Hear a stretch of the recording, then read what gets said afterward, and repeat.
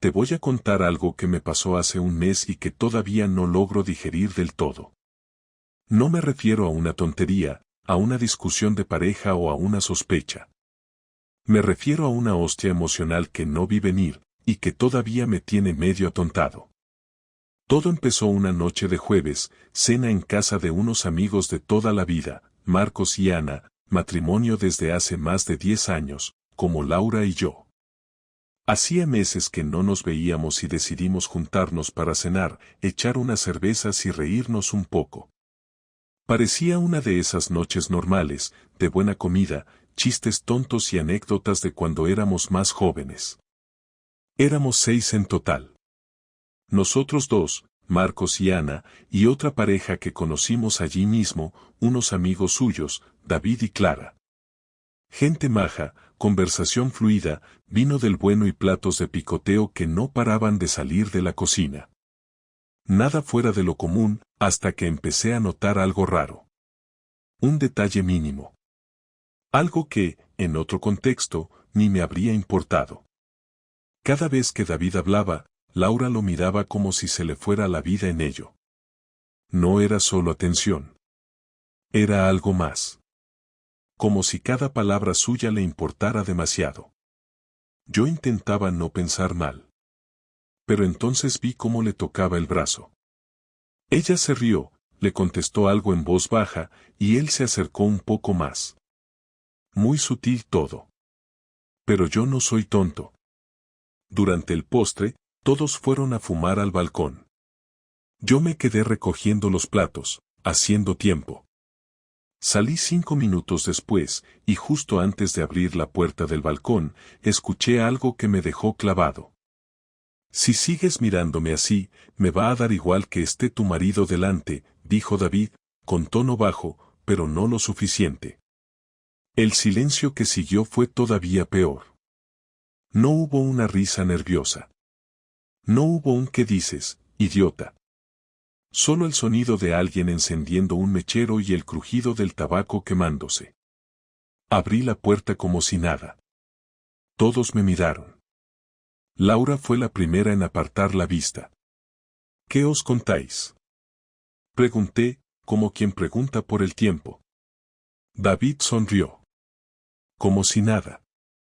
Cosas de oficina, respondió él. Y Laura añadió rápido. Sí, David trabaja en el mismo edificio que yo, nos cruzamos a veces. Esa fue la primera vez que escuché su nombre. No dije nada más. Pero a partir de ese momento, no pude volver a relajarme. En el coche de vuelta a casa, Laura venía contenta. O fingía estarlo. Me habló de la cena, de Ana, de lo rica que estaba la ensalada, de que deberíamos quedar más seguido. Yo solo asentía. En mi cabeza, la frase de David no dejaba de repetirse, me va a dar igual que esté tu marido delante. No dormí esa noche. Me quedé en el salón, con la tele encendida sin volumen. Y ahí fue cuando empecé a pensar en todo lo que había pasado en las últimas semanas. En los días que volvía más tarde. En cómo se arreglaba para ir al trabajo como si fuera a una boda. En cómo últimamente se le olvidaba todo lo que yo le contaba, pero sabía de memoria el horario de alguien a quien, según ella, apenas conocía. Y entonces decidí no hacer lo de siempre. No preguntar. No revisar su móvil. No espiar. No ponerme en plan detective. Lo que hice fue mucho más sencillo, planear.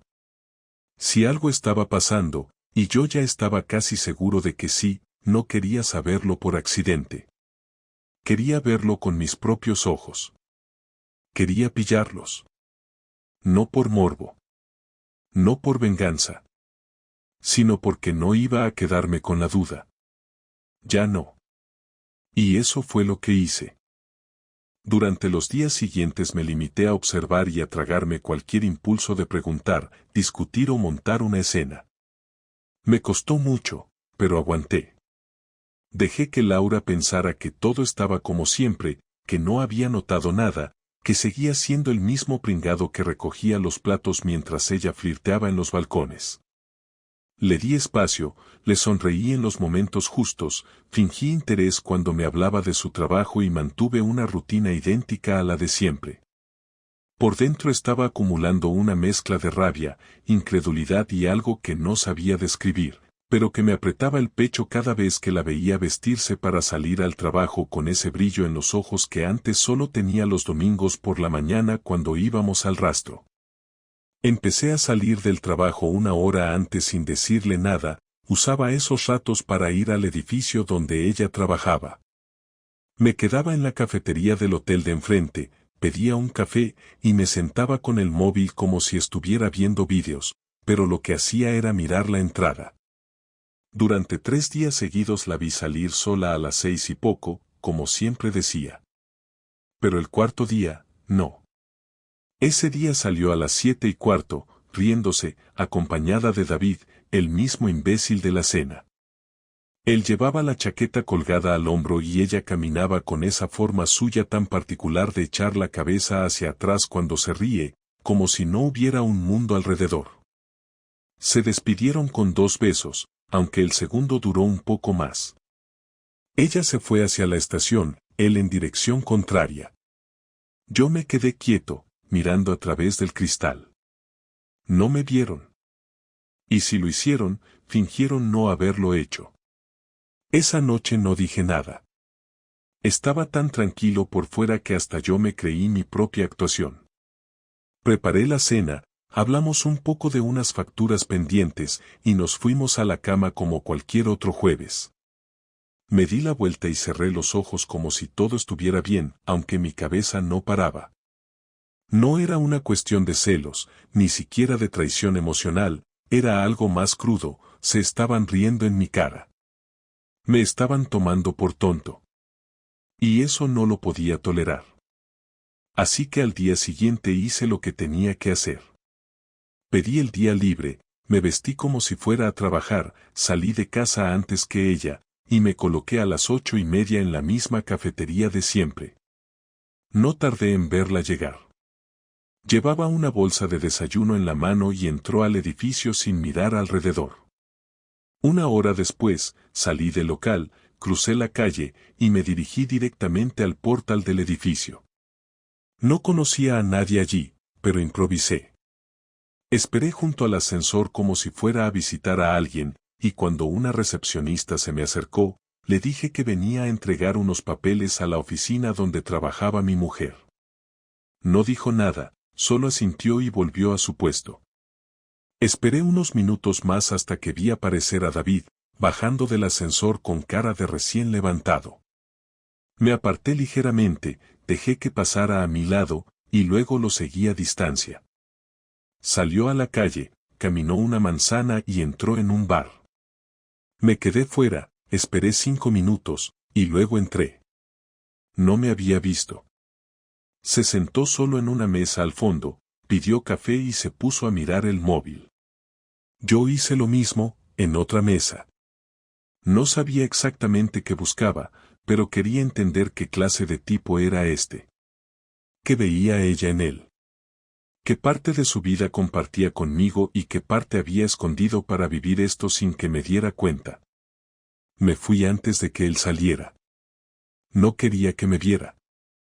El sábado, Laura me dijo que tenía una comida con unas amigas del trabajo, que después irían al cine, que no sabía a qué hora volvería. Le dije que perfecto, que yo aprovecharía para ver el partido en casa de Rubén, un compañero del hospital. No era cierto.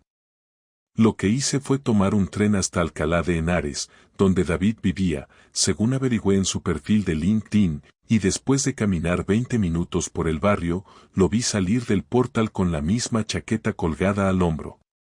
Esta vez no estaba solo. Laura caminaba a su lado, con unas gafas de sol y una sonrisa que no le había visto en meses. No parecían 2 compañeros, ni 2 amigos, ni 2 personas que estuvieran fingiendo otra cosa. Eran una pareja. Lo supe por la forma en que se miraban, por cómo caminaban sincronizados, por el silencio cómodo que compartían en lugar de hablar sin parar. Esa clase de cosas que no se puede ocultar. Los seguí. Fueron a un restaurante pequeño, de esos escondidos, de los que se reservan con antelación. Yo no tenía un plan, solo seguía sus pasos como si así pudiera recuperar el control de algo. Me senté 2 mesas detrás, con una gorra puesta y el móvil en la mano, fingiendo que esperaba a alguien. Ellos pidieron vino, compartieron platos, se tocaron las manos por encima de la mesa. Había algo repugnante en verlos, no solo por la infidelidad en sí, sino porque estaban cómodos, como si esto fuera parte de su rutina, como si llevaran meses haciéndolo. Cuando terminaron de comer, salieron del local, caminaron un par de calles y se metieron en un hotel. No uno grande, sino uno de esos discretos. Esperé fuera durante 1 hora. 2. A las 4:30 salieron. Él se fue primero. Ella salió 5 minutos después. Se subió a un taxi. Yo también.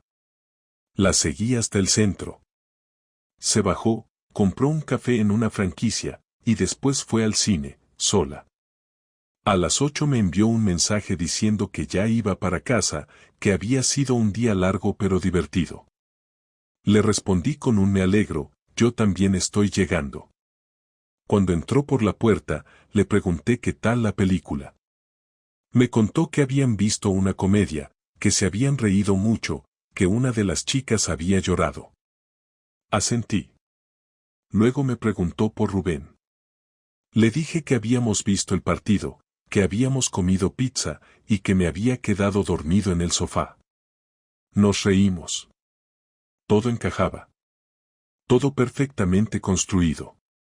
Y en ese momento supe que había pasado una línea sin retorno. Ella ya no solo me mentía, había rehecho su vida sin mí y la disfrazaba de rutina. Yo no sabía cómo iba a reaccionar aún, pero lo que sí tenía claro era que ya no podía fingir más, al menos conmigo mismo. El domingo amanecí con una sensación que no sabría describir. No era tristeza ni rabia exactamente, era una especie de calma forzada, como si mi cuerpo se hubiera rendido antes de que mi cabeza terminara de asimilar lo que había visto el día anterior. Laura dormía a mi lado, profundamente, con esa respiración pausada que siempre me había parecido tranquila, pero que ahora solo me provocaba rechazo. Me levanté sin hacer ruido, preparé café, y me quedé mirando por la ventana durante un buen rato, repasando cada momento de los últimos días, cada gesto suyo, cada mentira que había aceptado sin cuestionar. No sentía ganas de gritarle ni de preguntarle por qué, porque en el fondo sabía que no había respuesta que pudiera arreglar nada. Era como si la historia ya estuviera escrita y solo faltara que alguien leyera el final. Cuando se levantó, me saludó con un beso en la mejilla, como si nada hubiera pasado. Me preguntó si quería ir a comer con sus padres, le dije que no, que tenía que revisar unas cosas del coche, y ella simplemente asintió. Se vistió con calma, se maquilló frente al espejo del pasillo, y antes de salir me dijo que no tardaría mucho. Cuando cerró la puerta, me quedé mirando su abrigo en el perchero, ese que siempre usaba los fines de semana. Me acerqué, metí la mano en el bolsillo, y encontré un recibo del restaurante de Alcalá, el mismo donde los había visto comer. No me sorprendió, pero me sirvió de confirmación. No eran imaginaciones. Era real, y lo había estado delante de mis narices durante más tiempo del que quería admitir. No sabía muy bien qué hacer con esa información. Parte de mí quería ir a su trabajo, montar un escándalo y dejarla en evidencia delante de todos, pero otra parte, más fría, quería hacer algo que doliera más, algo que le hiciera entender que no iba a seguir tratándome como a un idiota. Así que decidí planearlo con cabeza. No iba a improvisar ni a dejarme llevar por la rabia. Quería que recordara lo que había hecho, y que lo recordara con vergüenza. Lo primero fue actuar como si nada hubiera cambiado. Cuando volvió de comer, le pregunté por su madre, le ofrecí un café, y hasta hablamos de unas vacaciones que llevábamos años posponiendo. Ella estaba relajada, tranquila, sin imaginarse lo que se me pasaba por la cabeza. Esa noche hice el amor con ella. No porque lo deseara, sino porque quería ver si había algo en sus ojos, algún resto de culpa o de afecto. No había nada. Solo rutina. Al día siguiente fui al trabajo y hablé con mi compañero Luis, que llevaba tiempo ofreciéndome ayudar con una pequeña reforma que estaba haciendo en su piso. Le pedí si podía venir el viernes a casa a medir unas cosas, fingiendo que planeaba hacer una obra similar. En realidad, solo necesitaba que Laura lo viera entrar y saliera a las pocas horas, que creyera que estaba metido en algo nuevo, que bajara la guardia. Todo lo que hacía desde ese momento tenía un propósito, hacer que se confiara. Durante los siguientes días fingí normalidad. Le propuse cenar fuera el miércoles y aceptó encantada. Fuimos a un restaurante italiano donde solíamos ir cuando estábamos bien y por primera vez en mucho tiempo la vi feliz. Reía, me tocaba la mano y hasta me dijo que últimamente me veía distinto, más tranquilo, menos estresado. Le respondí que sí, que había aprendido a no preocuparme tanto.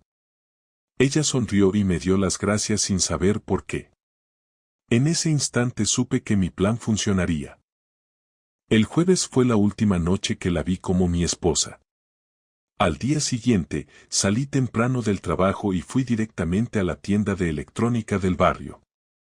Compré una cámara pequeña, de esas que se colocan en cualquier parte y se controlan desde el móvil. No soy ningún enfermo ni un voyeur, pero necesitaba pruebas, necesitaba verla traicionándome para poder cerrar la historia sin dudas. La instalé detrás del mueble del salón, apuntando hacia el sofá, y otra en el pasillo. No esperaba grabar nada esa misma tarde, pero por si acaso dejé todo preparado.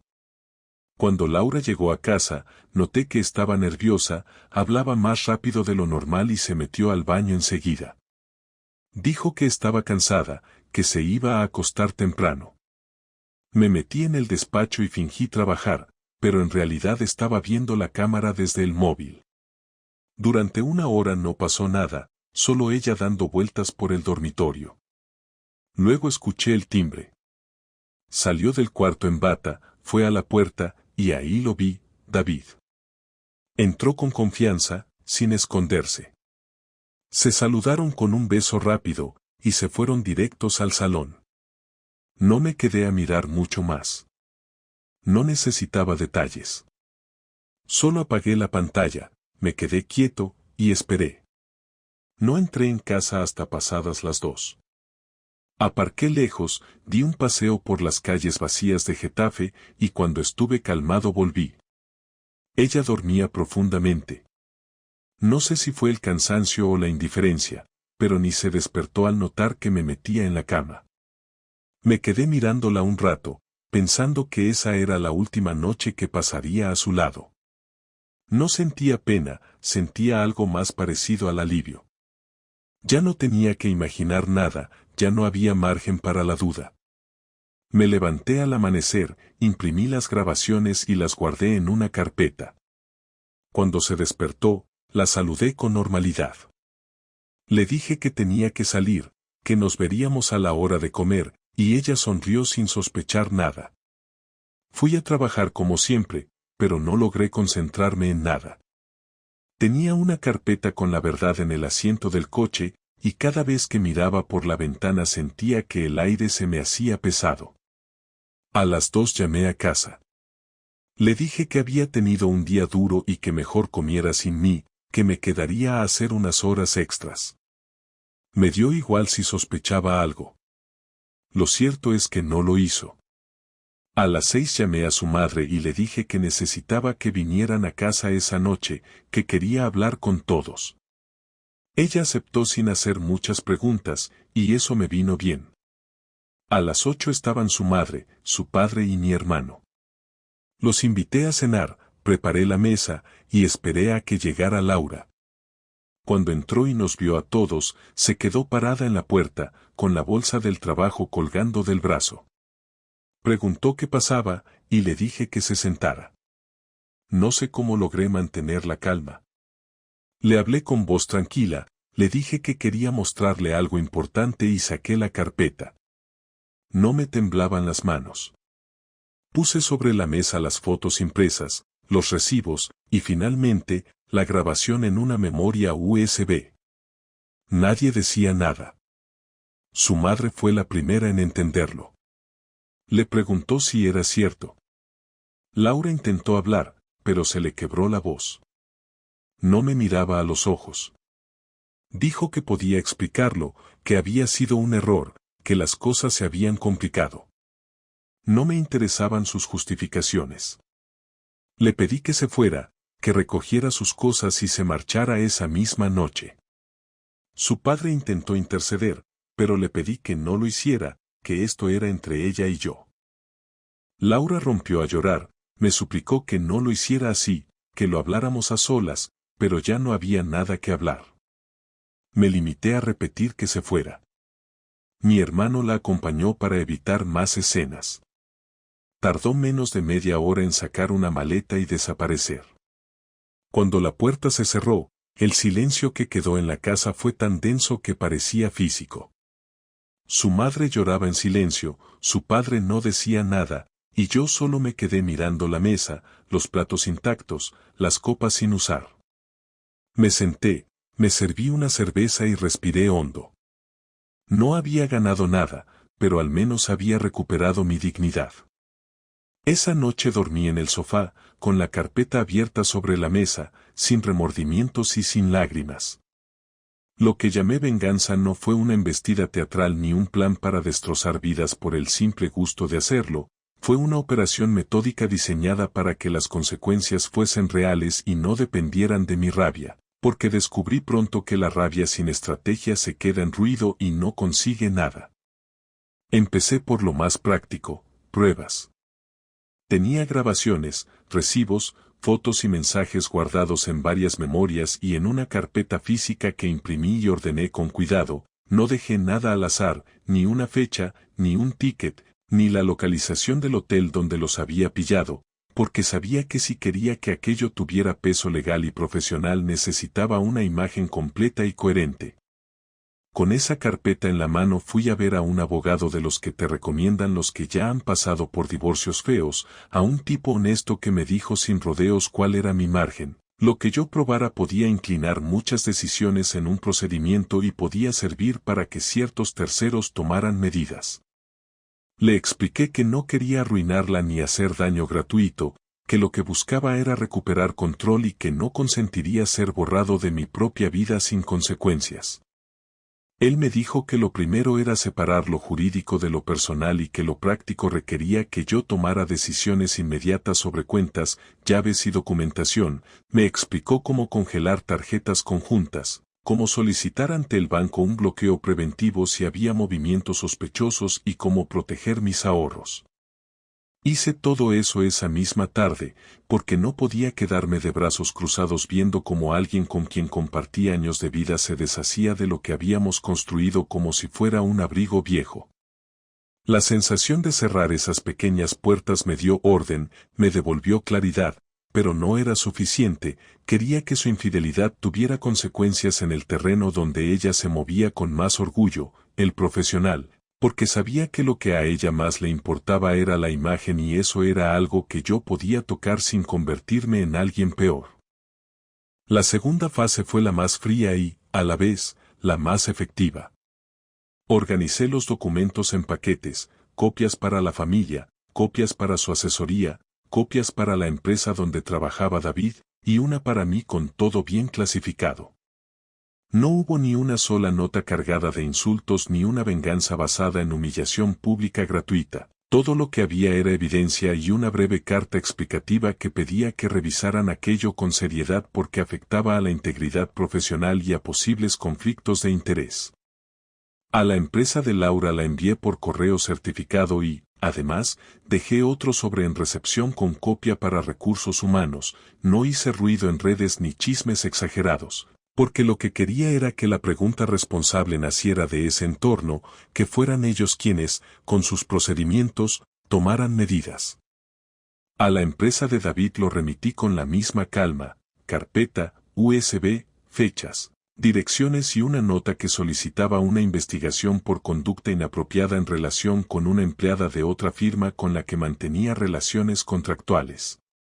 Si había algo que nunca me había interesado fue la venganza viral, prefería consecuencias que tocaran su estabilidad real, y esas pasan por el trabajo y por la familia, no por la ix y rencor efímero. Mientras gestionaba eso consulté con 2 amigos que conocían protocolos de recursos humanos y uno que trabajó tiempo en la administración local. Me explicaron cómo suelen reaccionar los departamentos de personal ante quejas de ese tipo y qué documentos son los que suelen mover recursos para investigar.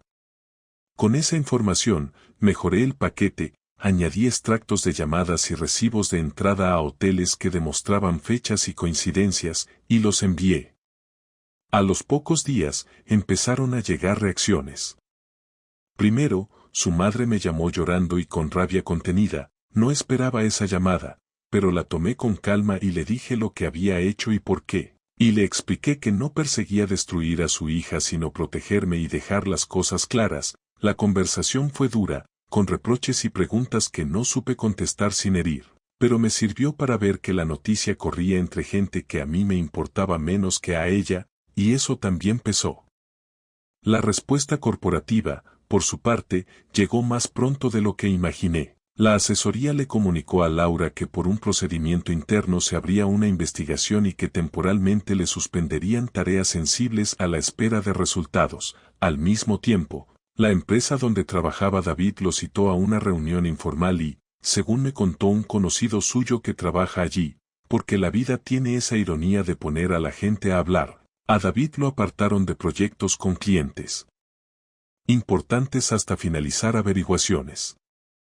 No me alegró ver a nadie perder proyectos, no era mi objetivo destruir carreras, pero el efecto fue real, rompí la impunidad que les permitía actuar como si nada. Al mismo tiempo que el daño profesional empezaba a hacerse notar, me ocupé de la cuestión doméstica. Recuperé lo que legalmente me correspondía de la casa, cambié cerraduras con el asesoramiento del abogado para evitar problemas y retiré mis pertenencias más personales y dolorosas en presencia de testigos, porque no quería confrontaciones ni excusas. No hubo espectáculo, solo orden y la transparencia de hacerlo con testigos para evitar después acusaciones tontas.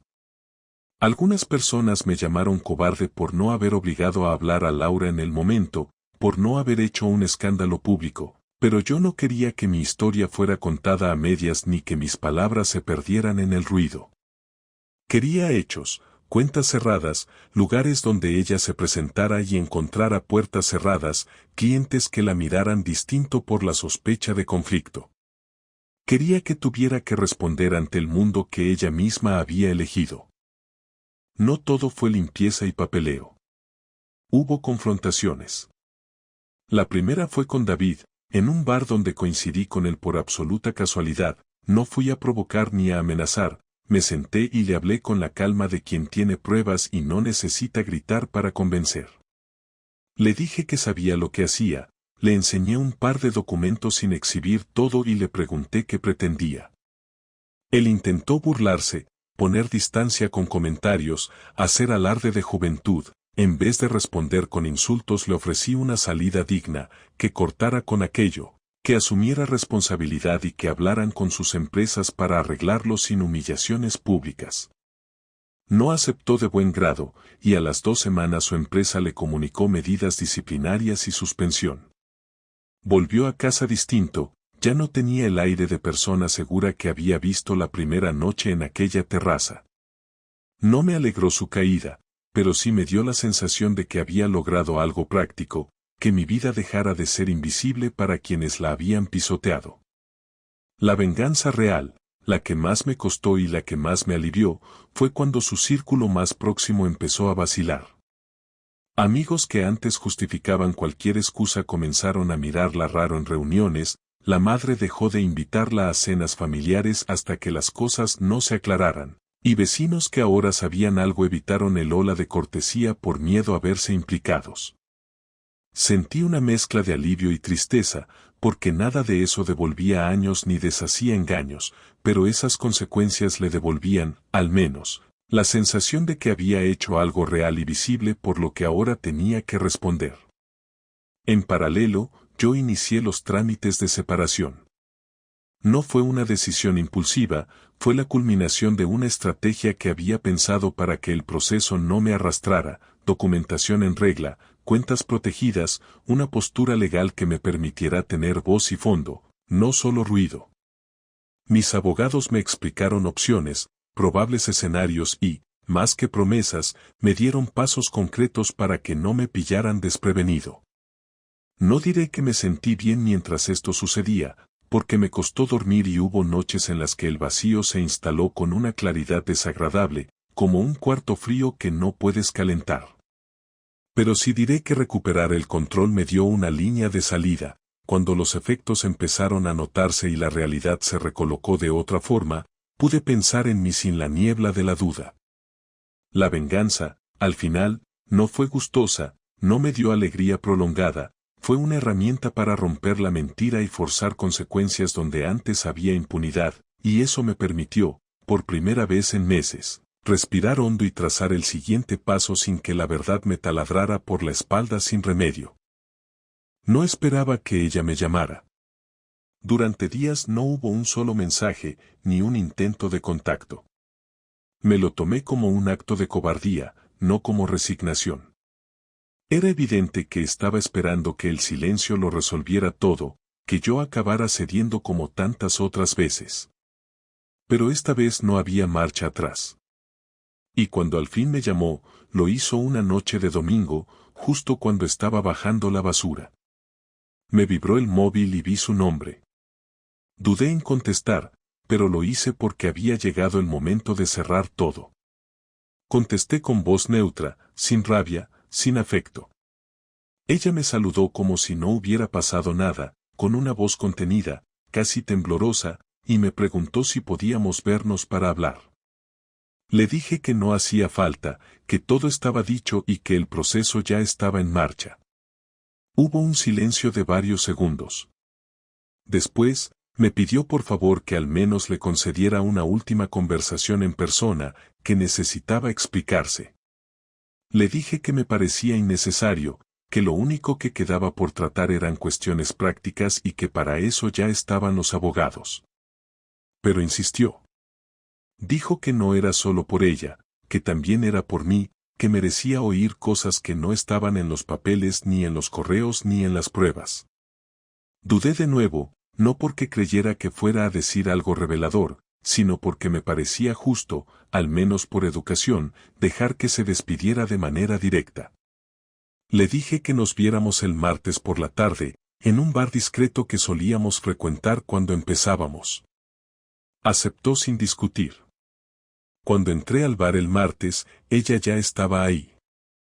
Sentada en la mesa del fondo, con una taza de té delante, mirando su móvil como si eso la protegiera de lo que estaba por venir.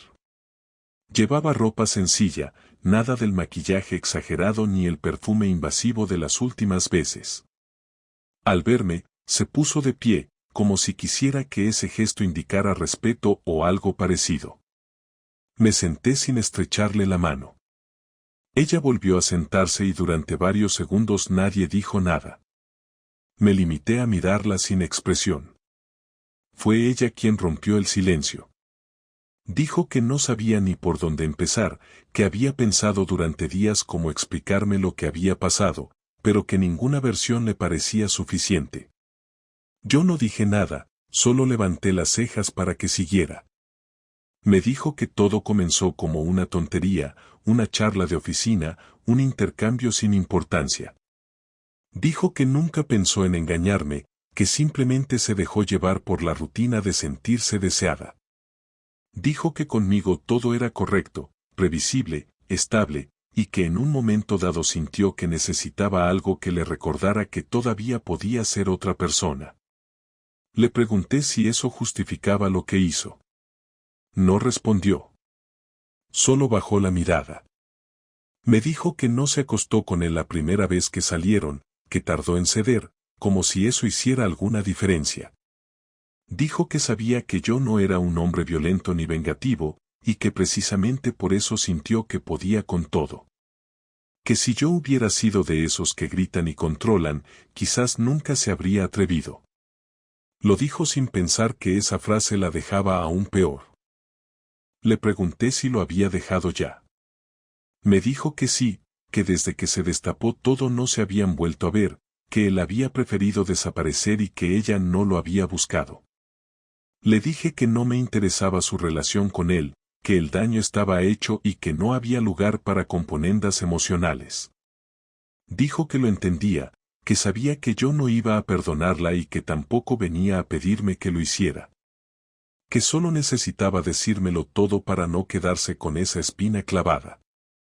Entonces cambió el tono, bajó la voz, y me dijo que había hablado con su familia, que les había contado la verdad, que sabía que yo había enviado todo el material a su empresa y a la de él.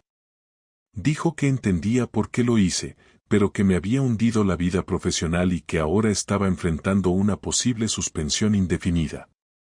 Me miró como si esperara que dijera algo. Le pregunté qué esperaba, si de verdad pensaba que iba a protegerla después de todo. Me dijo que no esperaba nada, pero que a veces el castigo se le estaba haciendo más duro de lo que había previsto. Le recordé que yo no había escrito una sola mentira, que todo lo que compartí era real, que si su empresa había tomado medidas era porque ellos lo consideraban grave, no porque yo se los hubiera exigido. Le pregunté si creía que todo esto era culpa mía. Dijo que no, pero que le dolía ver cómo todo se desmoronaba. Le respondí que eso era precisamente lo que había sentido yo el día que la vi salir del hotel con él, que eso fue lo que me desmoronó a mí, y que a diferencia de ella, yo no había tenido ningún tipo de consuelo físico o emocional. Volvió a decir que lo sentía, y esta vez lo dijo con la voz rota, no con esa frialdad forzada que había usado al principio. Pero a esas alturas, ya no importaba. Le dije que no iba a impedir que siguiera con su vida, que no iba a obstaculizarle nada, pero que tampoco iba a volver a formar parte de ella. Le pregunté si había entendido eso. Asintió con la cabeza. Me pidió que, cuando todo esto terminara, intentáramos al menos llevar una relación civil. Le dije que mientras las gestiones legales siguieran adelante y mientras no intentara manipular el proceso, yo no pondría piedras. Se le notaba derrotada, pero no tanto por lo emocional, sino porque estaba entendiendo que no había vuelta atrás. Terminamos el té en silencio. Al levantarnos, ella hizo el ademán de abrazarme, como si el cuerpo le hubiera traicionado. Me aparté con cortesía, sin agresividad, pero con firmeza. Pagamos por separado. Nos despedimos con un simple cuídate. Esa fue la última vez que la vi en persona. Desde entonces todo fue por medio del abogado. Los trámites avanzaron rápido. Ella no puso muchas objeciones. Cedió en casi todo. Incluso renunció a parte de lo que podría haber peleado en lo económico. Supongo que en parte por culpa, en parte por vergüenza. Yo tampoco traté de aprovecharme, solo pedí lo justo. Quería cerrar el capítulo, no sacarle provecho. Lo curioso fue que cuando todo se hizo oficial, no sentí alivio. Sentí vacío. No porque quisiera volver con ella, sino porque todo lo que había sido mi vida durante más de una década había desaparecido en apenas unas semanas. La rutina, los planes a largo plazo, los compromisos compartidos, todo se había esfumado sin posibilidad de reconstrucción. Me costó más adaptarme a la libertad que a la traición. Algunos amigos me preguntaban si pensaba rehacer mi vida, si iba a salir con alguien, si quería distraerme. Les decía que no estaba para eso. Necesitaba tiempo para volver a confiar en mis propios juicios, no en otra persona. Pasé semanas sin salir más allá del trabajo. Me concentré en recuperar una rutina sin ella. Me obligué a hacer cosas sencillas como cocinar solo, reorganizar el armario, limpiar rincones que siempre habían sido suyos. La casa dejó de parecerse a lo que fue, pero sin llegar a ser algo nuevo. Era un espacio transitorio, como yo. Mi madre fue la primera en decirme que parecía otra persona. Me dijo que hablaba distinto, que había dejado de justificar a los demás y que ahora ponía límites. Lo decía como un halago, pero en el fondo lo que quería decir era que había dejado de ser blando. Tal vez tenía razón. No me sentía mejor persona, solo más despierto. Ya no asumía que las cosas tenían que durar para siempre, ni que alguien que duerme a tu lado está necesariamente de tu lado. Había aprendido a mirar más allá de los gestos automáticos, a no confiar solo en las palabras bonitas. Cuando por fin llegaron los papeles finales del divorcio, no hubo celebración.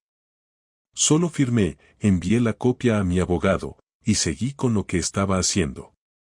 Era martes. Tenía una reunión en el hospital y luego iba a comprar algo de comida para la semana. Ese día no pasó nada especial. Y tal vez eso fue lo mejor de todo. El primer día que desperté sabiendo que ya no tenía que fingir nada, que no tenía que compartir cama con una persona que me mentía y tampoco tenía que proteger a alguien que había destrozado todo por un capricho, fue también el día que más solo me sentí. No fue una soledad de esas que dan lástima, sino una que pesa porque ya no hay excusas. Me levanté temprano, preparé café, me senté en la mesa donde antes desayunábamos los dos, y me quedé mirando el espacio que ocupaba ella. No había platos de más, ni charlas cruzadas sobre a qué hora saldría, ni recordatorios de cosas pendientes. Solo estaba yo, el café, el silencio y la certeza de que el matrimonio había muerto aunque ella siguiera viva. Empecé a notar que los recuerdos dejaban de doler tanto, pero no porque perdonara, sino porque empecé a desconectarlos de lo que había venido después. No podía borrar los años vividos, las conversaciones largas, los planes a medias, pero sí podía decidir no arrastrarlos como una carga. No volví a tener contacto con ella. Ni una llamada, ni un mensaje, ni un intento de arreglo. Su familia dejó de buscarme. Supongo que también necesitaban recomponer lo suyo y no sabían cómo encajarme ahora que ya no era el yerno modelo. Algunos amigos comunes intentaron mantenerse en el medio, pero al poco tiempo se fueron diluyendo. Me di cuenta de que la mayoría solo estaban allí mientras las cosas iban bien, y cuando ya no había cenas, reuniones o fotos para compartir, simplemente desaparecieron. No lo tomé como traición, solo como una limpieza natural. Me quedé con 3 o 4 personas con las que podía hablar sin tener que justificar lo que sentía. Volver a ser uno solo no fue tan rápido como pensé. No por ella, sino por las costumbres. Era como vivir en una casa que conocías al milímetro pero en la que de repente todas las puertas estaban mal puestas.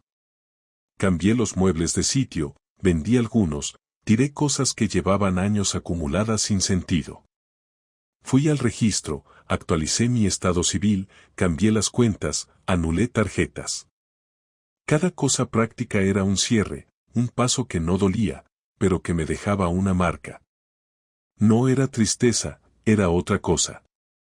Como si por fin pudiera decir que algo había terminado sin tener que explicarlo a nadie. Algunos fines de semana los pasaba en silencio absoluto. Me levantaba, salía a correr, hacía la compra, y volvía a casa sin hablar con nadie. No era aislamiento, era recuperación. Sentía que necesitaba reaprender cómo ocuparme de mí sin depender de otra persona. Durante los primeros meses después de todo, no pensé en volver a salir con nadie. No por miedo, sino porque no veía el sentido de volver a repetir algo que no estaba seguro de querer. Me concentré en mi trabajo, en aprender cosas nuevas, en poner orden en lo pequeño. Una tarde me crucé con David en la estación de Atocha. No nos dijimos nada. Él me miró, bajó la vista y siguió caminando. Llevaba ropa cara de cansado, y un paso rápido. Me dio igual. No sentí nada. Ni rabia ni ganas de decirle lo que pensaba. Solo confirmé que había sido un personaje más en una historia que ya no me interesaba. No pregunté por él a nadie, ni supe si seguía con ella. Me daba igual. Lo importante era que ya no formaban parte de mi vida. Tuve varias conversaciones conmigo mismo en ese tiempo. Me pregunté muchas veces qué falló, que no vi, por qué no hice ciertas cosas antes. Pero siempre volvía a la misma respuesta: confié. Y confiar no es un error. Lo que hagan con esa confianza ya no depende de ti. Lo que sí depende de uno es qué hacer después. Y yo elegí no convertirme en un hombre amargado, ni en un tipo que habla mal de su ex a cada oportunidad, ni en alguien que usa lo que le pasó como excusa para tratar mal a los demás. No niego que hubo días oscuros, que hubo momentos en los que me pregunté si algo en mí provocó todo, pero al final entendí que nadie merece que lo destruyan por querer construir algo real.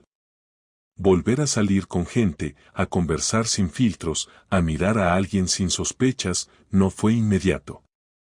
Pero llegó. Poco a poco empecé a permitir que nuevas personas entraran en mi vida, sin comparar, sin arrastrar viejos dolores. Conocí a alguien en una reunión del hospital, alguien sin relación con todo lo que había vivido, con una historia distinta, sin urgencias. No lo forcé. No lo vendí como algo importante. Solo me permití conocerla. Y por primera vez en mucho tiempo, no sentí que tenía que protegerme. Me bastó con escuchar, con estar presente, con no mentir. No le conté toda mi historia de entrada. No hacía falta. Pero cuando lo hice, no hubo juicios ni silencios incómodos. Solo escuchó. Y me dijo algo que se me quedó grabado: no se trata de cuánto daño te hicieron, sino de cómo decides que ese daño te acompañe o no. Empecé a vivir más tranquilo, más atento a lo que realmente me sumaba. Volví a visitar a mis padres con más frecuencia, retomé el contacto con un primo con el que había perdido relación, me apunté a un curso de cocina que siempre había querido hacer y nunca encontraba el momento. Y ahí entendí que lo que más me dolió no fue la infidelidad en sí, sino haber dejado de cuidarme por priorizar a alguien que no lo merecía. Lo curioso es que nunca soñé con ella después de todo. No tuve pesadillas, ni ensoñaciones raras. Fue como si mi cabeza hubiera entendido que ese capítulo ya no tenía espacio. A veces me encontraba con alguna foto antigua guardada en una carpeta y la borraba sin pensarlo. No había nostalgia, solo limpieza. Me volví más selectivo con lo que guardo, con lo que comparto, con quien dejo entrar. No por miedo, sino por respeto a mí mismo. La última vez que hablé de todo esto fue con mi mejor amigo, tomando unas cervezas en un bar pequeño del centro. Me preguntó si, con el tiempo, pensaba que había valido la pena actuar como lo hice, si no habría sido más fácil simplemente dejarlo pasar y seguir con mi vida. Le dije que no. Que lo que hice fue necesario, que poner límites no es venganza, que dejar que la gente entienda las consecuencias de sus actos no te convierte en mala persona. Le dije que si no hubiera hecho nada, me habría quedado atrapado en una historia donde el único que sufría era yo. Y que ahora, al menos, podía caminar sin mirar atrás. No planeo escribir un libro, ni convertir esto en lección para nadie. Solo quiero vivir tranquilo, con la conciencia limpia. Aprendí que nadie está libre de que le pase algo así, que puedes hacer todo bien y aún así acabar traicionado, pero que lo importante no es cómo empieza una historia, sino cómo decides que termine. Y yo elegí terminarla con dignidad. No por orgullo. Por respeto a mí mismo. Y si mañana vuelvo a confiar en alguien, no será porque haya olvidado lo que me hicieron, sino porque entendí que no todos vienen a joderte la vida. Algunos, simplemente, llegan para demostrarte que todavía sabes amar sin miedo. Pero si no llegan, tampoco pasa nada. Yo ya aprendí a estar bien conmigo. Y eso, después de todo, fue lo único que nadie me pudo quitar.